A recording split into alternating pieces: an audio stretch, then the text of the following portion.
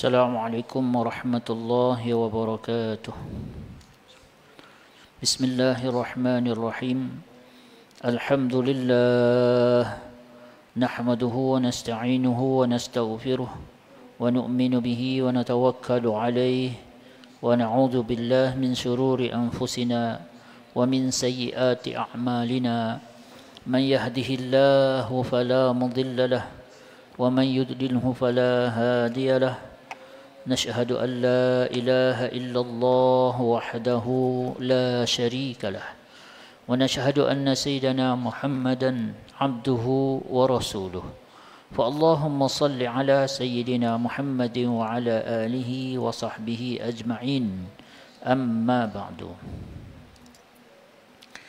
Alhamdulillah, kita syukur pada Allah Ta'ala lagi dan lagi, kerana Allah dengan kasih sayang dia, Allah dengan ihsan dia, kesian belas dia, Allah beri pada kita nikmat yang besar. Antara nikmat yang paling besar yang Allah sedang beri pada kita ialah bila Allah beri taufik untuk kita dapat duduk dalam rumah Allah Subhanahu Wa Taala, taufik untuk kita memakmurkan rumah Allah Subhanahu Wa Taala, taufik untuk kita tunaikan perintah Allah Subhanahu Wa Taala dengan cara yang paling disukai oleh Allah Subhanahu Wa Taala. Dia bila Allah Taala perintahkan satu perkara, dia banyak cara nak buat. Contoh solat, semayang kan. Semayang maghrib. Kalau satu orang dia semayang maghrib pukul 8 suku. 8 suku kat rumah dia, seorang-seorang, dia pakai kain je.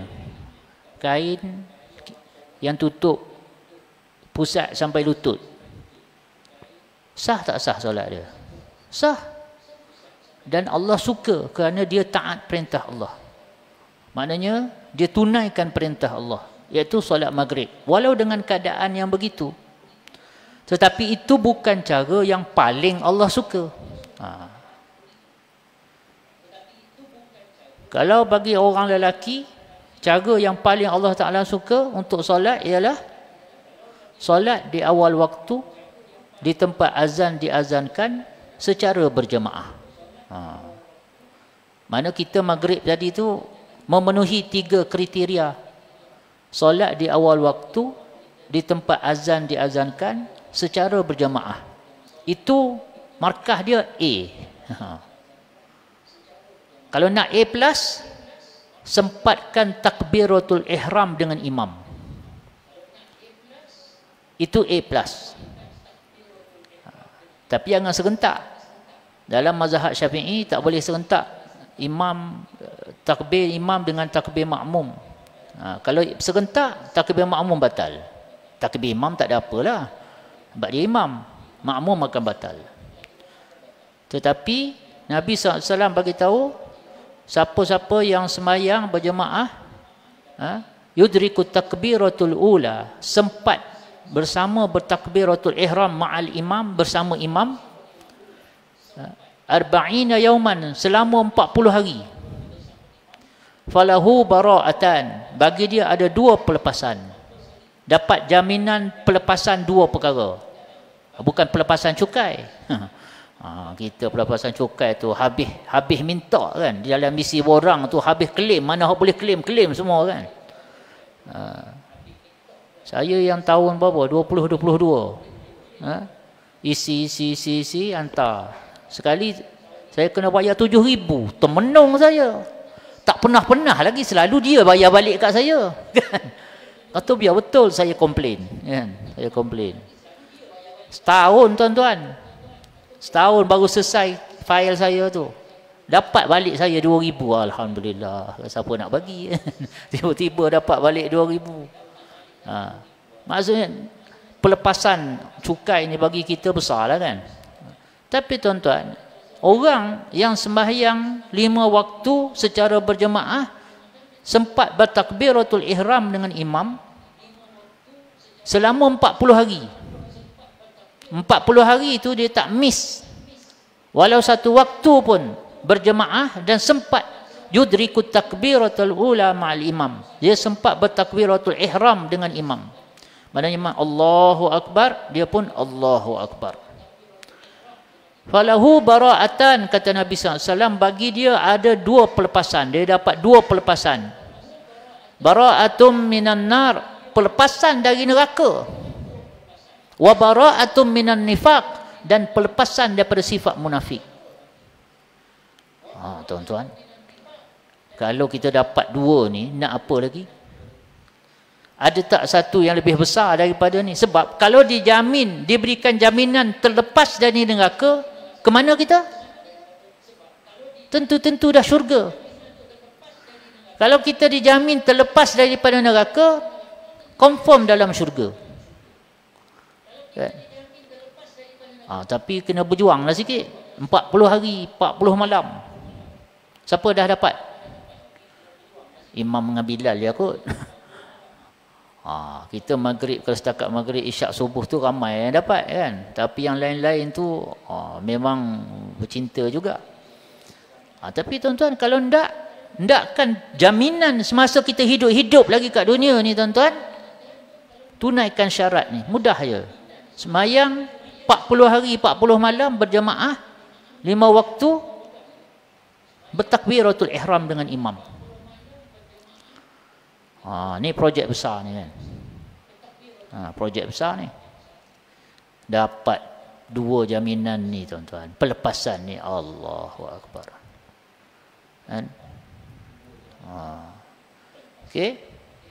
Jadi kita syukur pada Allah. Tadi kita dapat tunaikan maghrib dengan cara yang paling Allah Ta'ala suka. Solat awal waktu, di tempat azan diazankan secara berjemaah. Cuba kekalkan dengan 3 kriteria ini. Kalau tak dapat 3, 2 daripada 3. Tak dapat juga 1 daripada 3. Kalau tak dapat juga 3-3 ni, jangan tak semayang. Kan? Kalut, katalah apa, ada kenduri. Kalut. Memang tak sempat dah nak semayang awal waktu. Memang tak pergi berjemaah dah.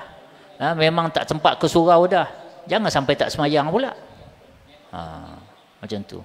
Sebab solat ini dia punya besar di sisi Allah sangat besar.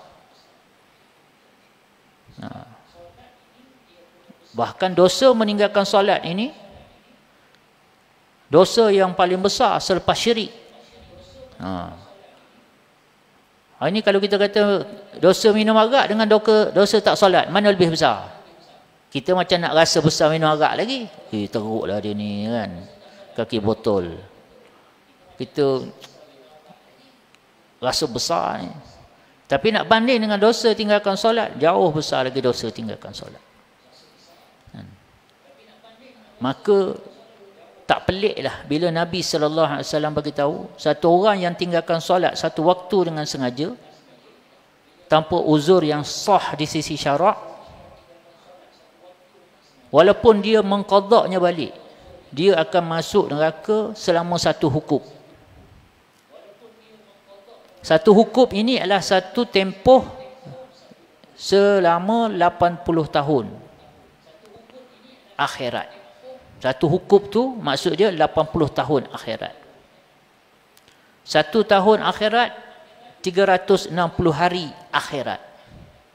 Satu hari akhirat 1000 tahun dunia. Maknanya kalau satu hukum dalam hitungan hari dunia berapa?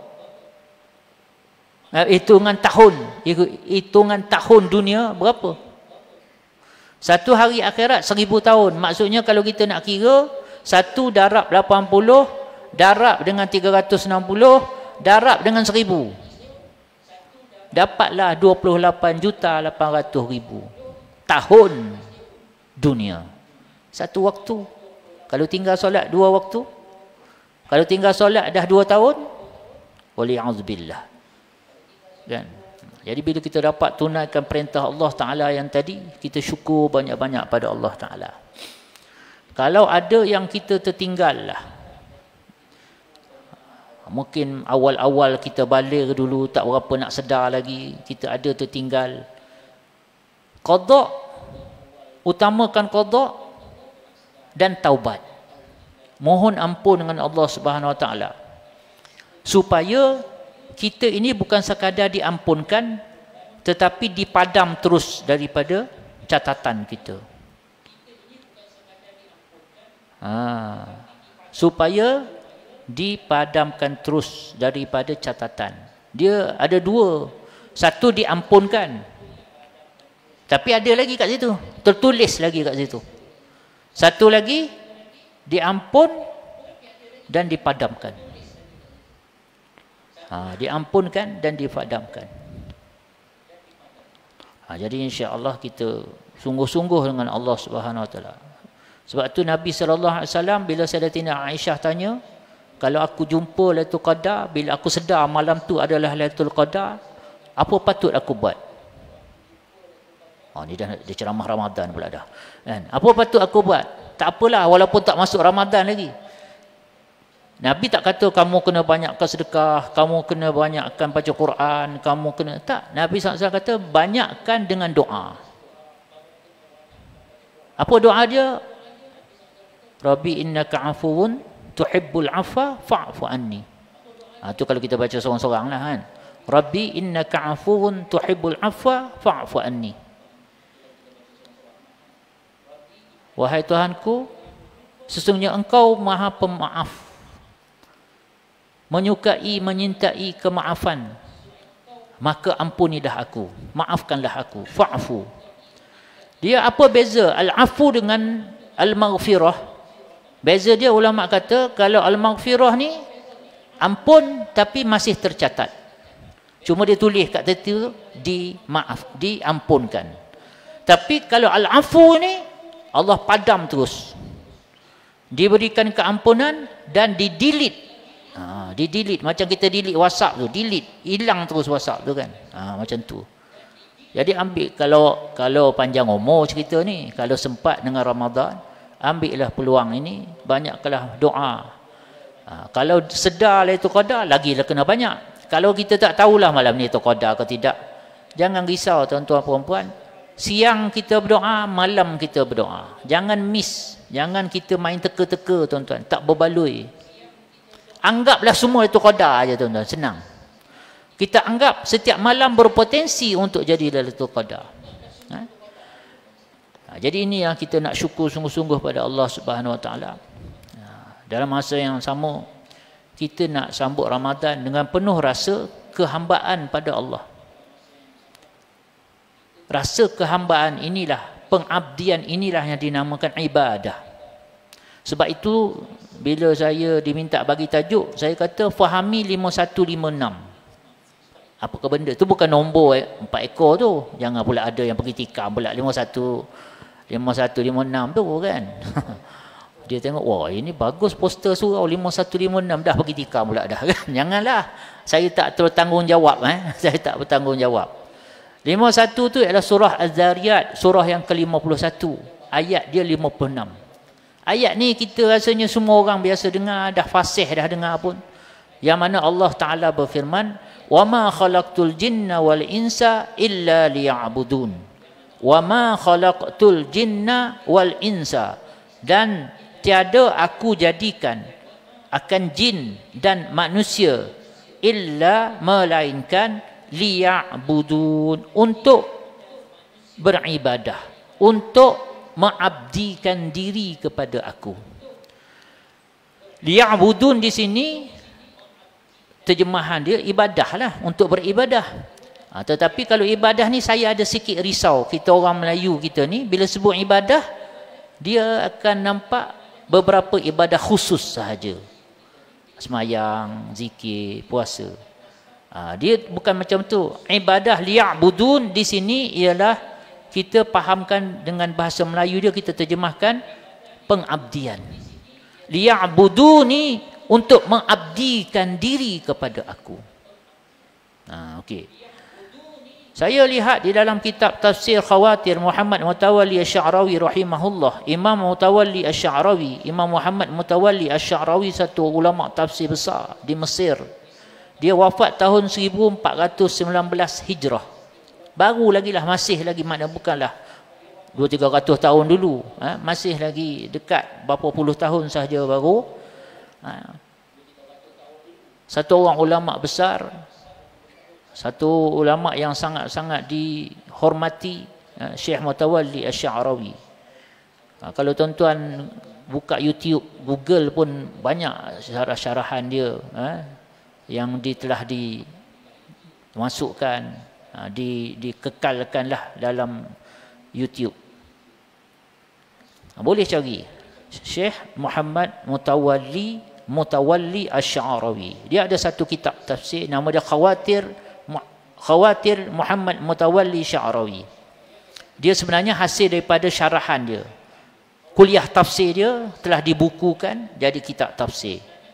Cuma adalah beberapa bahagian dalam Al-Quran yang tak sempat beliau tafsirkan, meninggal. Maksudnya yang tu tak adalah ayat yang ditafsirkan, tapi kebanyakannya ada. Saya cuba untuk muzakarahkan. Saya bukan tafsir sebab saya bukan mufassir, saya bukan ahli untuk tafsir. Tuan-tuan tahu tak? Untuk kita tafsir Al-Quran ini sekurang-kurang kena mahir dalam 15 bidang ilmu. 15 bidang ilmu. Kalau kita tafsir sendiri tak cukup 15 bidang ilmu ni, betul pun berdosa, salah lagi berdosa. Dia Quran ni tak boleh kita baca terjemahan. Pada hemat saya, siapa saya tu? Jadi saya sendiri saya tak berani nak tafsir Al-Quran sendiri. Sebab tu banyak surau masjid minta saya buat untuk kuliah tafsir, saya tak berani. Kan? Cuma dalam Radio Zayan tu dia minta jugalah saya buatkan slot satu hari satu surah tu. Tapi saya tak tafsir lah. Dia tu hanya muzakarah keseluruhan surah. Itu pun saya banyak pegang kepada tafsir Jalalain. Tafsir Al-Jalalain adalah tafsir kira boleh katakan sebagai silibus lah. Kalau dia pondok-pondok, itu kira kalau tak habis yang tu tak mengaji tafsir lah nama dia. Kalau tak khatam Jalalain tu, tak mengaji tafsir lah tu. Kan? Dia tafsir yang pendek-pendek. Dikarang oleh dua orang imam. Imam Jalaluddin As-Suyuti dengan Imam Jalaluddin Al-Mahalli. Sebab tu nama dia Jalalain. Jalalain ni maksudnya dua jalal. Jadi satu orang nama Imam Jalaluddin Al-Mahalli dulu buat. Lepas tu meninggal. Bila dia dapati tak sempurna, tak sempat habis, disambung oleh Imam Jalaluddin As-Suyuti. Jadi sebab tu akhirnya dapatlah komplit satu tafsir 30 juzuk dan dinamakan sebagai tafsir Al-Jalalaini. Tafsir dua orang jalal. Tu maksud dia. Jadi itu pun saya tak berani, saya tetap sandarkan apa-apa muzakarah saya tu kepada tafsir Jalalain. Sebab saya tak nak saya bercakap tentang Quran daripada fikiran saya sendiri. Sebab saya sendiri saya ngakulah 15 ilmu tu saya tak pegang lah. Mengaji tak habis lah orang-orang kata kan. Kalau dah 15 ilmu tu, itu memang dah tahap lain dah tu tuan-tuan. InsyaAllah. Jadi kita cuba lihat apa maksud wama khalaqtul jinna wal insa illa liya'budun, sebagaimana alur penjelasan oleh Syekh Mutawalli Asy-Sya'rawi rahimahullah, yang mana pertama sekali Syekh telah sentuh tentang perkataan khalaqtu wama khalaqtu, tidak aku jadikan. Khalaqtu ini asal daripada perkataan khalaqa, dia menjadikan. Khalaqtu, aku menjadikan. Wama yakni menafikan, tidak aku jadikan. Ayat ini Allah Ta'ala mula dengan nafi. Satu penafian daripada Allah, aku tak jadikan. Tak jadikan apa? Jin dan manusia. Illa, dia ada istisna kat situ. Bila ada nafi dengan isbat. Nafi dengan isbat, ia memberi makna mutlak. Memberi makna mutlak. Maknanya betul aku tak buat benda ni kecuali untuk ni je. Seolahnya begitulah. Macam kita kata la ilaha illa Allah. La tu nafi. Illa, kecuali. Maksudnya, tak ada satu zat pun, tak ada satu siapa-siapa pun yang layak untuk dijadikan Tuhan, ilah, illa, kecuali, melainkan Allah saja. Itu tauhid. Kalimah ni kalimah tayyibah, kalimah tauhid yang sempurna. Nak hurai hak tu 3 hari 3 malam kat tu. Kerana nak hurai hak tu kan. Tapi kat sini bentuk dia sama, nafi dan isbat. Maknanya dia menafikan dan menetapkan satu perkara. Menafikan satu benda, menetapkan satu benda. Apa yang Allah nafi, aku tak jadikan jin dan manusia. Apa yang Allah tetapkan, kecuali untuk beribadah, mengabdikan diri kepada aku. Bukan untuk semayang 5 waktu saja, bukan untuk puasa bulan Ramadan saja, bukan untuk bayar zakat bila cukup harta saja setahun sekali, bukan untuk pergi haji, umrah setahun sekali saja. Tetapi untuk kejadian dia tu sendiri pun tak lain dan tak bukan untuk mengabdikan diri pada Allah Ta'ala. Jadi di sini katanya Syekh Mutawalli Sya'rawi, wa ma khalaqtu, apa maksud al-khalqu? Al-khalqu ni kejadian, penciptaan tadi. Penciptaan, menjadikan tadi tu. Kata Syekh Mutawalli Sya'rawi, ijadul maddah min adami wa taswiriha ala ghairi misalin sabiq. Menjadikan ni dia adalah mewujudkan, mengadakan satu benda daripada tiada. Atau wa taswiriha, dan juga membentuk dia dengan satu bentuk yang belum ada sebelum ini. Tu menjadikan. Menjadikan. Dia ada beza, menjadikan dengan mencipta. Kan? Telefon ni siapa jadi? Siapa yang buat telefon? Nak jawab apa tu? Dia sebenarnya boleh jawab, tapi sebab ustaz yang tanya itu tak nak jawab tu. Kan? Kalau orang lain tanya jawab dah, tapi ustaz tanya dia kena hati-hati sikit. Kan? Sebab jarang ustaz dia tanya tu lurus dia punya jawapan dia tu kan. Sebab itu kita kata sebenarnya yang menjadikan ni lain, menjadikan dia daripada tiada kepada ada. Manakala mencipta mereka ni ubah bentuk aja. Daripada pasir jadi plastik, daripada besi jadi keluli. Macam tu je. Biji besi tu siapa buat? Hanya Allah saja yang boleh buat. Daripada pasir jadi kaca. Pasir jadi kaca, nampak macam kita yang buat kaca. Tapi kaca tu daripada pasir, silikon. Siapa yang boleh buat pasir? Siapa boleh buat? Allah. Ini beza Khaliq. Allah Khaliq. Allah lah yang menjadikan, yang benar-benar menciptakan. Orang lain ni setakat reka bentuk, mereka-reka lah, mengubah bentuk sahaja. Dan Allah Ta'ala boleh buat satu benda yang tak pernah ada contoh sebelum ini. Kita ni kalau buat, mesti nak berdasarkan satu benda yang pernah kita tahu, yang pernah kita tengok, pernah kita perhati, pernah kita dengar. Tuan-tuan tengok tak cerita-cerita Hollywood yang pasal alien kan? Angkasa lepas, makhluk asing. Macam mana bentuk makhluk asing tu? Mesti macam manusia jugalah. Dia tak boleh pergi dah. Mesti ada kepala, mesti ada tangan, cuma bentuk bujur, bulat, melintang tak kira lah. Tapi itulah rupa dia. Sebab kita ni setakat tu je lah kita boleh pun.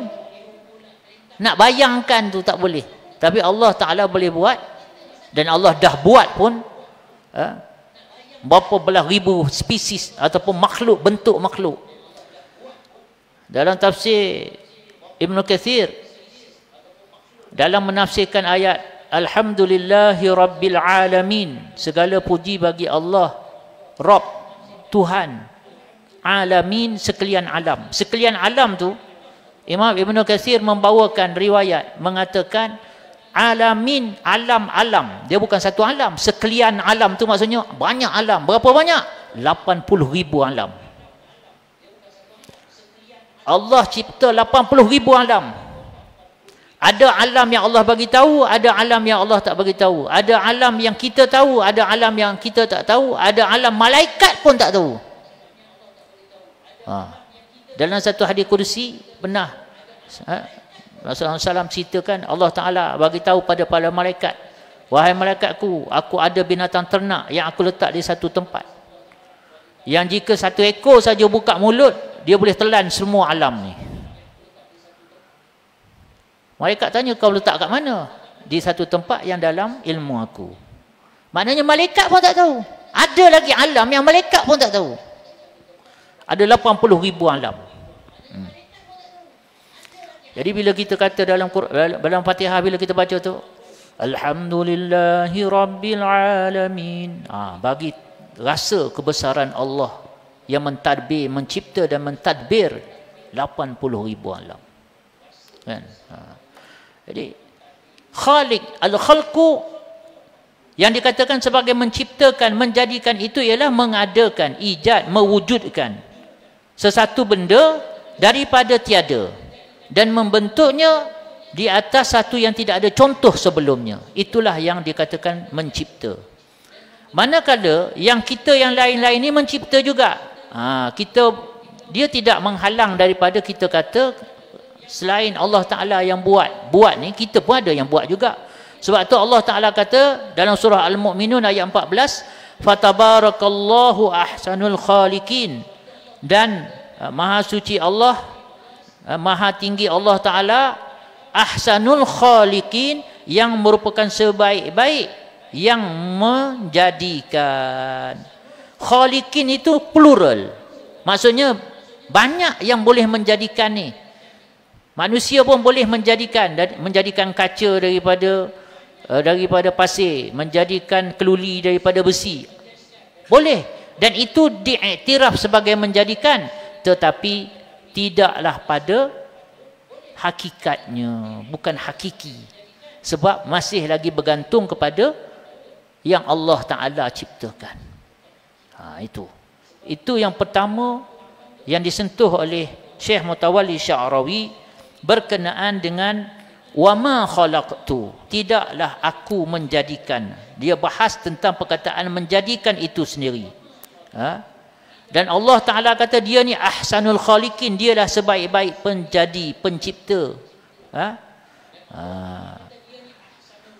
Maknanya Allah Subhanahu Wa Ta'ala ada beberapa perkara yang Allah Ta'ala sifat dia, tapi Allah bagi kat dia, bagi pada makhluk-makhluk dia.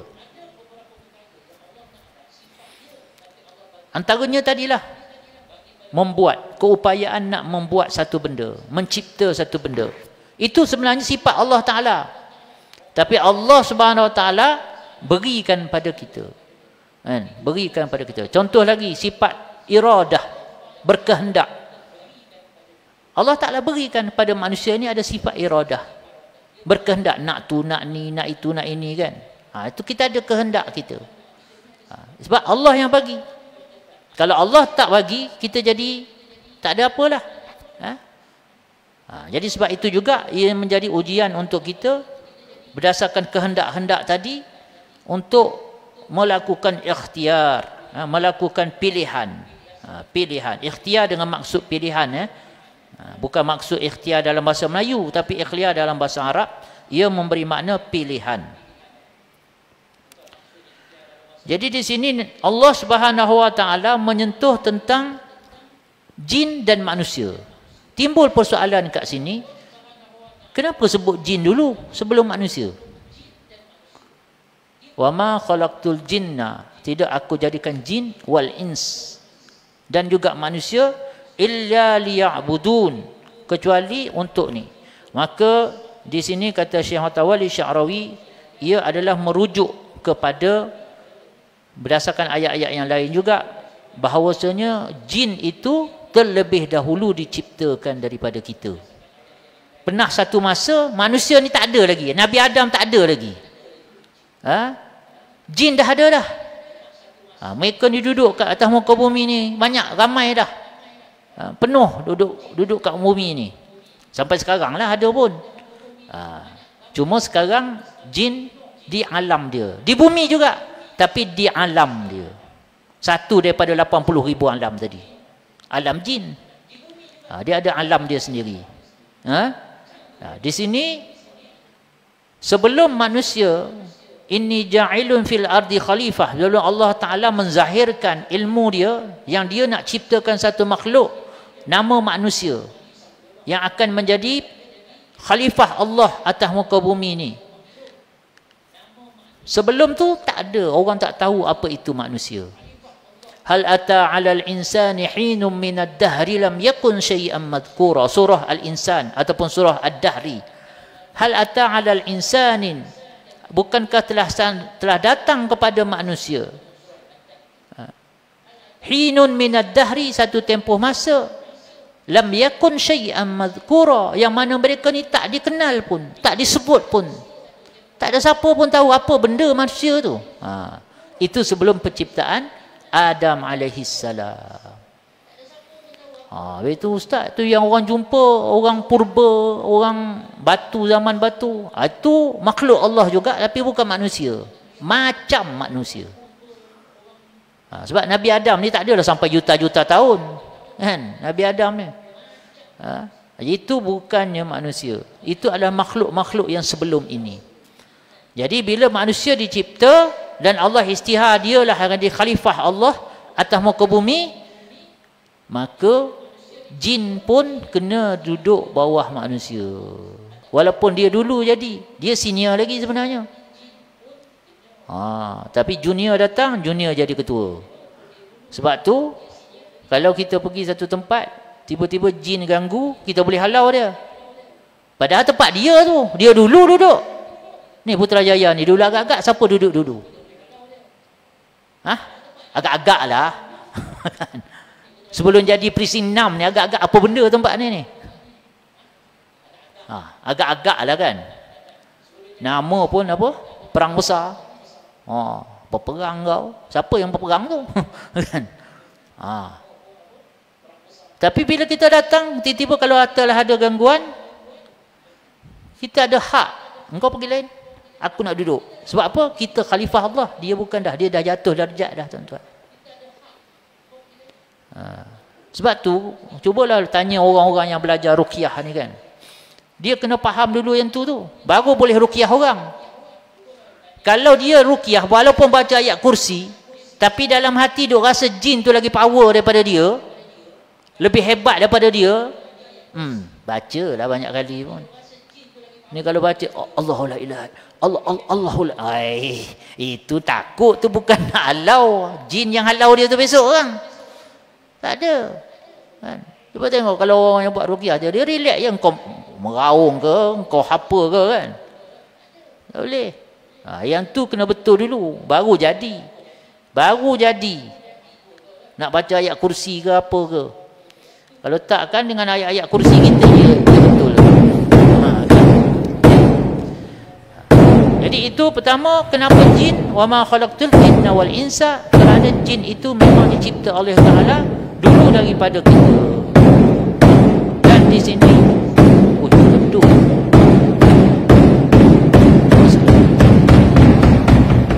Apa dah? Azan, bagi laduan pada azan. Silakan berbunyi tu.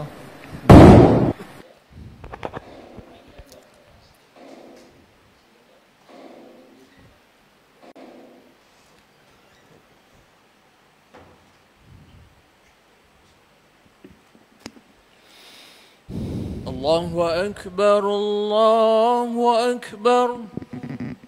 Allahu Akbar. Allahu Akbar, Allahu Akbar. Ashhadu an la ilaha illallah. أشهد أن لا إله إلا الله.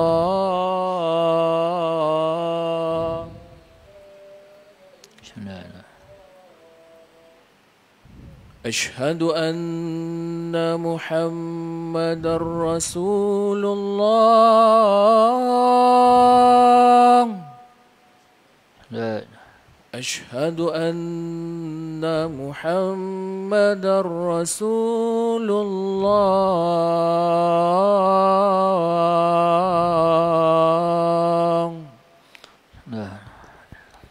حي على الصلاة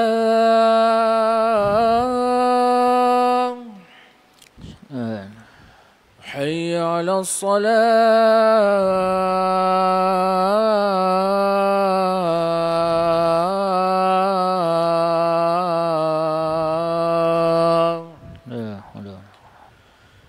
حي على الفلاح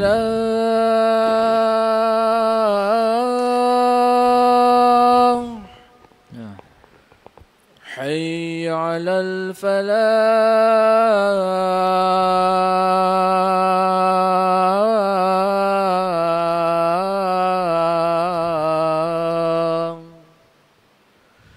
الله أكبر الله أكبر لا إله إلا الله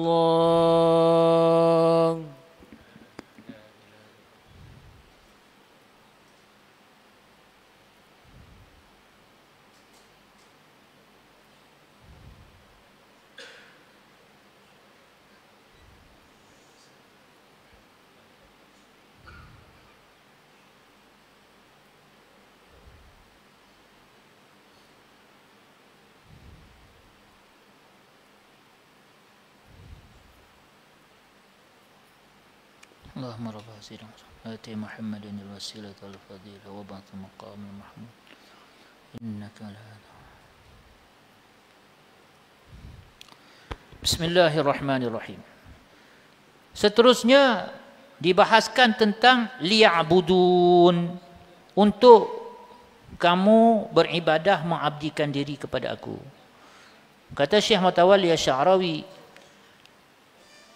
ayat ini adalah uslubun qasar. Dia merupakan satu bentuk laras bahasa yang menunjukkan khusus terhad kepada itu sahaja. Maknanya di sini, ibadah itu merupakan al-illatul wahidah li hadzal khalqi. Ia adalah satu-satunya tujuan diciptakan jin dan manusia itu. Dan yang dikatakan sebagai ibadah itu, makna dia apa? Ta'atil abid lil ma'budi, iaitu ta'atul abidi lil ma'budi fi amrihi wa nahyihi, iaitu satu ketaatan daripada yang menyembah kepada yang disembah pada berkenaan titah perintah dan larangannya. Itulah yang dikatakan sebagai ibadah. Inilah ibadah yang sebenarnya. Ibadah yang dikehendaki, yang dituntut oleh Allah Ta'ala daripada hamba Allah Subhanahu Wa Ta'ala. Maka sebab itu ibadah ini mestilah ikhlas kepada Allah. Mukhlisina lahuddin. Ikhlas. Dalam mentaati Allah ni kena ikhlas. Sebab tu dia ada tentang perintah ikhlas. Ada perintah ikhlas. Cuma di sini yang dimaksudkan dengan ibadah itu ialah ketaatan dalam semua perkara, seluruh juzuk hidup kita. Itu nama dia ibadah. Seluruh juzuk hidup kita. Kat sini panjang lebar ni Syekh urai tentang seluruh juzuk hidup ni. Tapi mudahnya saya bagi ringkasan. Maksudnya, ibadah ini tidak terhenti, tidak terhad hanya kepada berkenaan dengan ibadah-ibadah khusus. Tetapi ia merangkumi seluruh juzuk hidup kita, kena sentiasa melihat perintah Allah. Dan Syekh Mutawalli Asy-Sya'rawi menyentuh di sini, untuk itu kita nak tunaikan peribadatan kita tu, pengabdian kita itu kepada Allah dengan cara yang sebetul-betulnya. Kita kena lihat kepada abid yang paling sempurna. Abid ni maksudnya ahli ibadah ataupun orang yang menyembah Allah Ta'ala yang paling sempurna, tak lain dan tak bukan para nabi. Dan dalam senarai para nabi ini ialah penghulu segala nabi lah yang paling sempurna, tak lain dan tak bukan baginda Rasulullah sallallahu alaihi wasallam. Gini Allah Ta'ala kata, aku tak jadikan jin dan manusia ni melainkan untuk ibadah. Maka kita kena tunaikan ibadah ini dengan cara yang cara setepat, yang paling tepat dengan yang Allah tuntut. Okey. Ini saya cuba ringkaskan ni. Allah tidak jadikan jin dan manusia melainkan untuk beribadah. Untuk itu kita nak laksana, nak tunaikan ibadah itu setepat yang boleh sebagaimana yang dituntut oleh Allah. Untuk itu juga kita kena lihat kepada orang yang paling dapat menunaikan ibadah ini dengan tepat.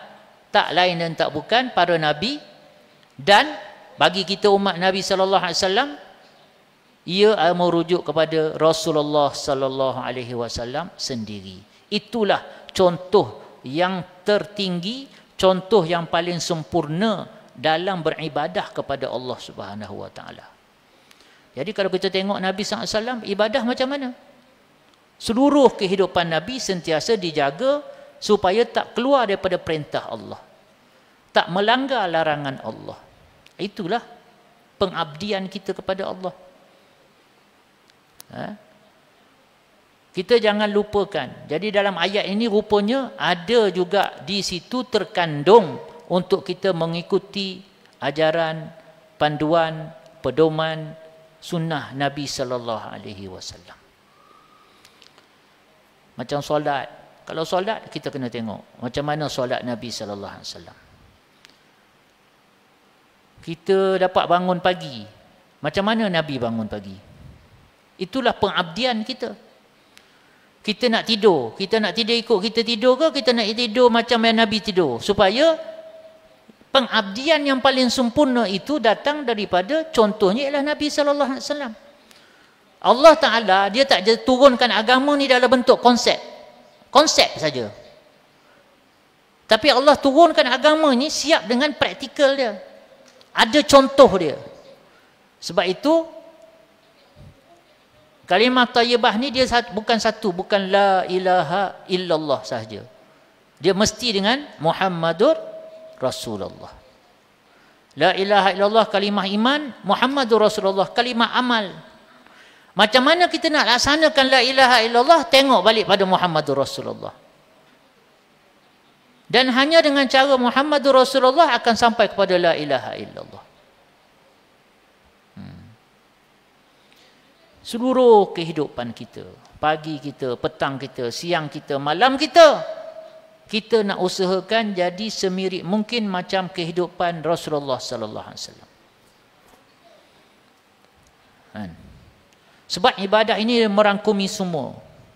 Kalaulah kita ambil semayang, kata contoh ni dalam Syekh Mutawali sendirilah cakap. Dia ambil bagi contoh solat. Solat, nak solat ni kena tutup aurat kan? Syarat sah dia. Nak tutup aurat tu dengan apa? Dengan kain. Kain datang dari mana? Boleh tak satu orang dia nak semayang ni tapi dia pergi curi kain, baju siapa-siapa, dia semayang dengan nak tutup aurat ni, nak tutup aurat dalam semayang. Pergi curi kain mana-mana, dia pakai kain tu, dia semayang. Semayang sah tapi berdosa. Berdosa.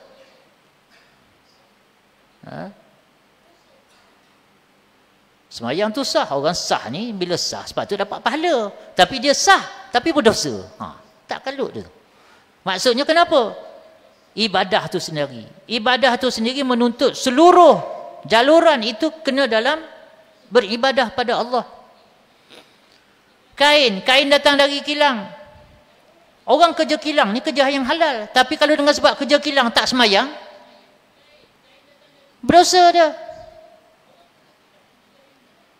Kilang yang proses tu dia kena dapatkan kapas dulu. Kapas tu kena tanam, tuai, bawa ke kilang. Kalau satu orang peladang dia tanam kapas, itu halal. Tapi sebab tanam kapas sibuk dengan menanam kapas, menuai kapas, mengutip kapas, tak semayang dia, maka dia berdosa. Sebab apa?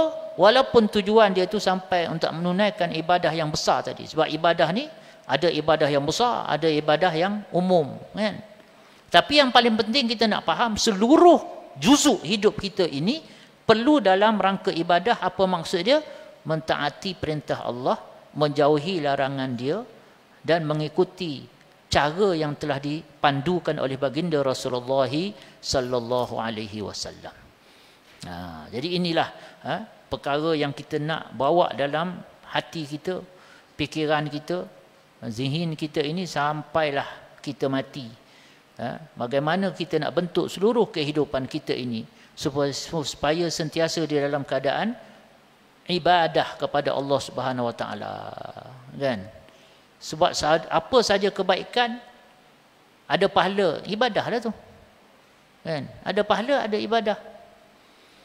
Kalau buat satu benda yang berdosa, maknanya dia dah melanggar perintah Allah. Sebab perintah Allah ni ada yang maknanya yang haram. Melanggar yang haram dosa, melakukan yang haram dosa. Kalau yang makruh tak berdosa lagi, kan? Masih ada kelonggaran kat situ. Jadi di sini kita kena usahakan seluruh kehidupan kita, kita nak pastikan supaya sentiasa dalam mentaati perintah Allah, cara Nabi SAW, dan itulah yang akan bawa kejayaan pada kita. Wa man yuti'illaha wa rasulahu faqad faza fawzan 'azima. Siapa-siapa yang mentaati Allah dan Rasul, maka baginya fauzan, kejayaan, aziman, yang agung, yang besar. Siapa yang kata besar ni?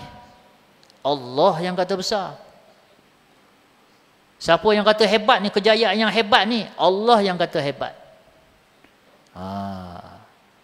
Fauzan, kejayaan, kemenangan, keuntungan yang sangat besar Allah Ta'ala sediakan. Jadi kalau Allah yang kata besar, benda tu memang besar lah, kan? Macam kalau kita tanya satu orang yang meniaga burger tepi jalan tu, dia buka kios dia kan, burger.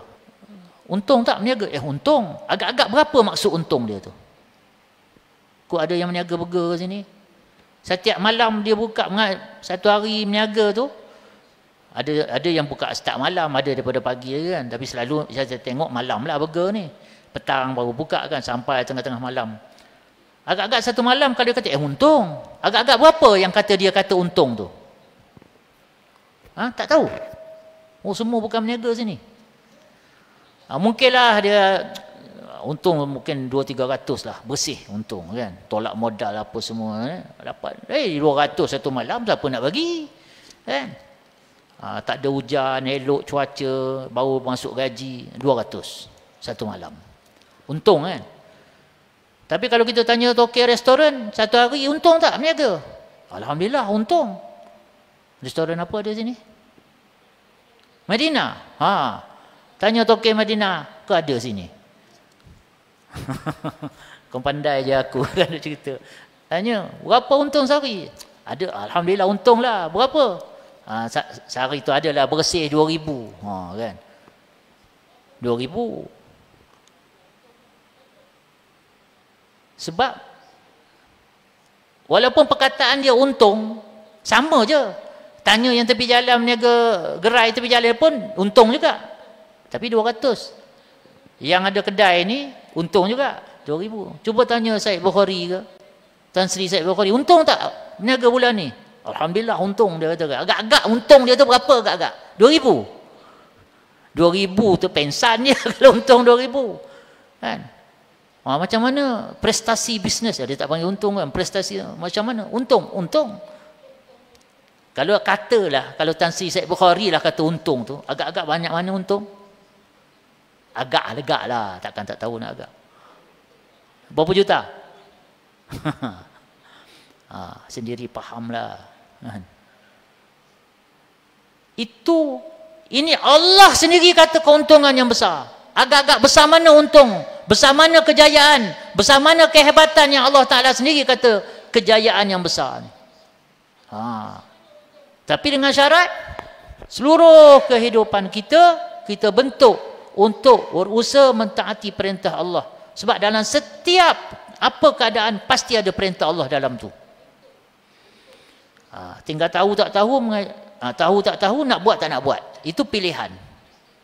Tapi setiap dalam perintah Allah, setiap apa sahaja keadaan kita, pasti ada perintah Allah. Jadi tugas kita ialah kita tengok apa yang Allah mahu daripada kita pada saat itu. Kan? Nak makan, ada tak perintah Allah dalam nak makan? Ada tak? Ada kan? Apa dia? Yang paling besar sekali, makan halal. Itu perintah Allah. Yang kedua, tayyiban. Kena yang elok, yang berkualiti. Macam tu. Halal tu, kena belajarlah apa yang kata makanan halal. Kalau babi, kau sembelih 10 kali pun haram. Kan? Ni babi sembelih. Alamak. Kan? Tapi ayam dah sembelih. Tapi ayam curi. Haram juga. Walaupun ayam sembelih.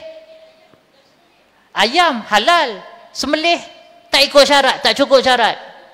Jadi bangkai, haram. Maknanya kat situ kita kena pastikan tuntutan Allah. Itu yang adab paling besar dalam bab makan. Dan ini contoh. Yang seterusnya, adab yang sunat. Makan tangan kanan, baca bismillah, baca doa. Makan yang dekat dulu dengan kita, jangan ambil ya.